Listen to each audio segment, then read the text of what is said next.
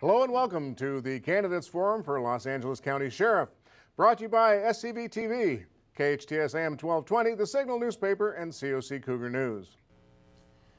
Hi, my name is James Hellmold. I'm the Assistant Sheriff of all patrol and detective operations throughout Los Angeles County, and I'm running for sheriff to strengthen public safety and restore public trust in the Los Angeles County Sheriff's Department. You know, over the last couple of years, our Sheriff's Department has been dragged through the mud over the actions of a few people.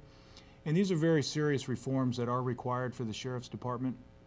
But we also need to stand up for the hard-working deputies that have been on the front line protecting our communities. We have 42 contract cities throughout Los Angeles County.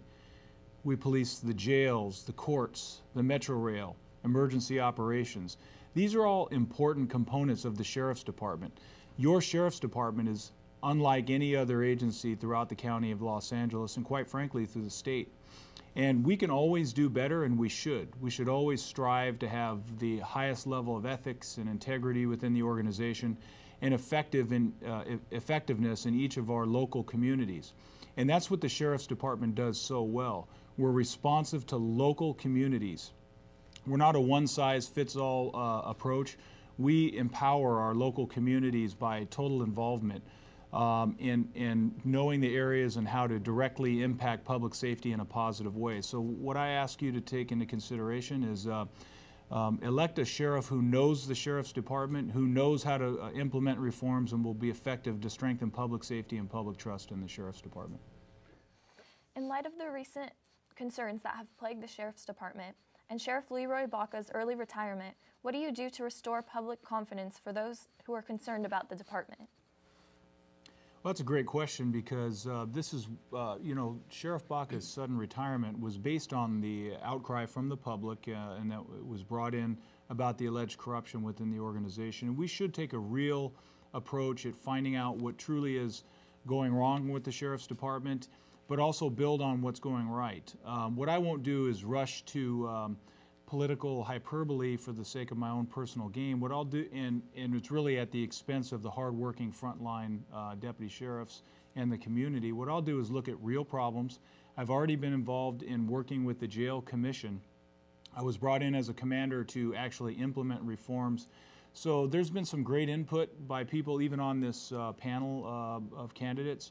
But at the end of the day, when they want to, when the Sheriff's Department seeks to actually implement effective reforms by someone who's respected within the organization, I was called upon to actually implement it, and we're on the road to great things with the Sheriff's Department.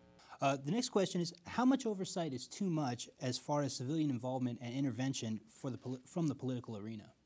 Well, that's a great question, Perry, because what we have to do is ensure that it's relevant in real reform and so relevant in real oversight.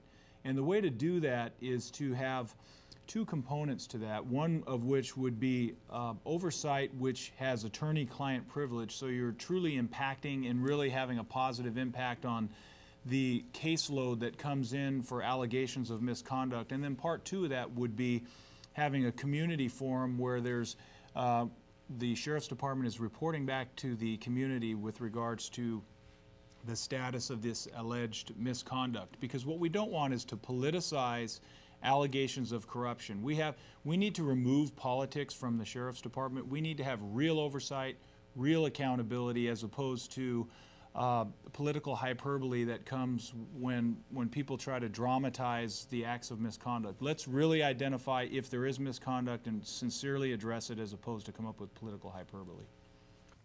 There have been mixed reviews for education-based programs offered by the Sheriff's Department. What do you think of such programs, and how would you work to make them more effective?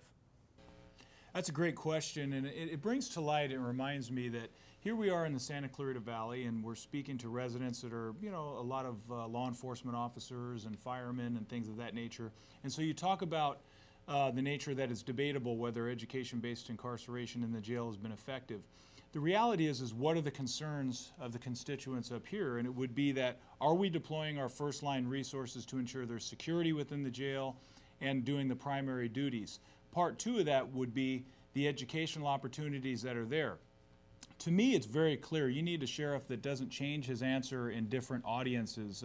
I will say it the same that I say at Santa Clarita Valley as I've said in inner city crowds, which is absolutely, we need education, rehabilitation, and work programs, which has proven to reduce recidivism.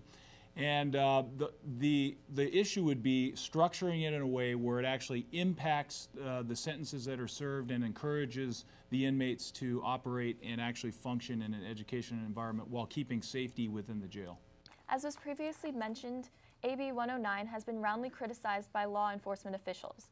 How would you lower the recidivism rate? AB 109 is an interesting topic because to answer your question properly, you'd have to break it up in two segments. First of all, in the future, we need to make sure that our sheriff is in Sacramento and demanding proper representation for Los Angeles County when it comes to AB 109. When I say representation, I mean the proper funding to handle this influx of inmates that we've been forced to handle.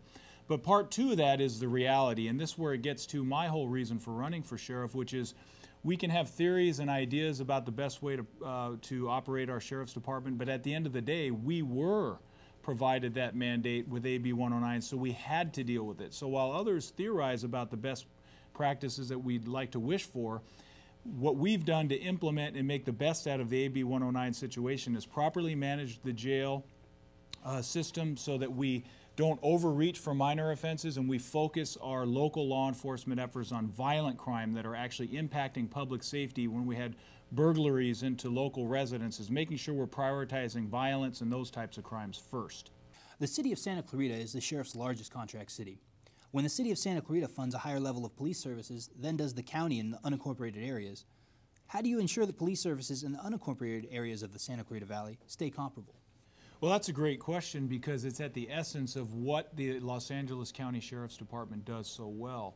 And again, I don't want this misunderstood for a knock on any of the opponents, but one of my primary opponents, says he's an outsider and that he should bring a fresh set of eyes. I think it's a fair question to look at, and certainly he's a very honorable person, so I want to make sure it's not seen as negative. But the context of what I'm saying is understanding the Los Angeles County Sheriff's Department and the communities we serve.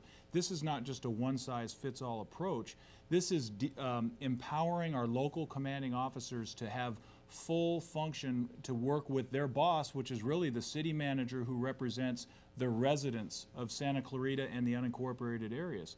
And we most certainly should continue to empower our local commanding officers to function at the behest of the residents of what they see as a priority, whether it's speeding cars, graffiti, the whole concept of perhaps transportation of narcotics in this area, the recent influx of heroin that's been in the area that none of us want to stand for. So being adaptive to our local areas is what the Sheriff's Department has done well. We need to continue to do that, and we do that by empowering our local CAC community advisory committees, empowering our local commanding officers, and continuing to take our direction from local field deputy, from Supervisor Antonovich's office, as well as the city councils and the city manager. That's how we're responsive, and that's how we will continue the success we've had. DUI and driver's license checkpoints that are stationed by deputies throughout Los Angeles County are supported with federal money. Why do you think these checkpoints are the best way to educate the public about the dangers of driving under the influence, and do you think there's an alternative way that might prove more effective? DUI is a very serious matter because it impacts all families across the board. I think everybody can unify in this, the severity of this crime. We need education campaigns, we need enforcement campaigns, we need checkpoints. It needs to be a holistic approach.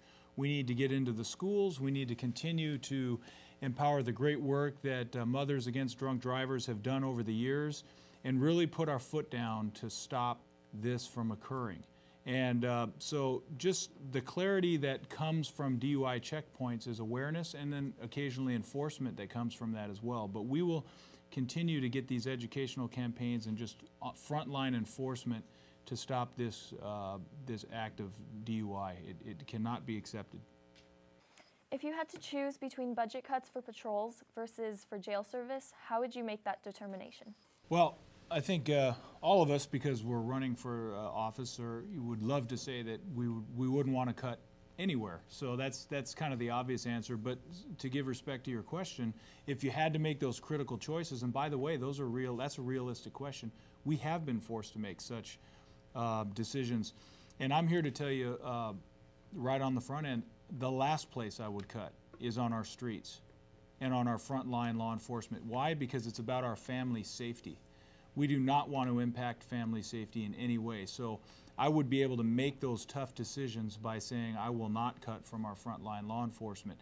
Now, what we could do if we were forced in that situation, which we already have been, to cut in the jails, is to come up with other programs that could be drawn back that don't have to do with frontline security and the basic services that we provide for the inmates. So there's creativity that could be used to try to reduce the total amount in the jail that would be required. Thank you. Nice job, everybody. Tough decision, tough issues, tough decision for voters to make on June 3rd. But I'd like to thank the candidates who are with us today for joining us: Bob Olmsted, Todd Rogers, Jim McDonald, Paul Tanaka, and James Hellmold. I'd like to thank our panel of journalists from COC Cougar News: Taylor Villanueva, from AM-1220 KHTS, Perry Smith, and from the Signal newspaper, Luke Money. I'm Leon Warden, reminding you to vote on June 3rd.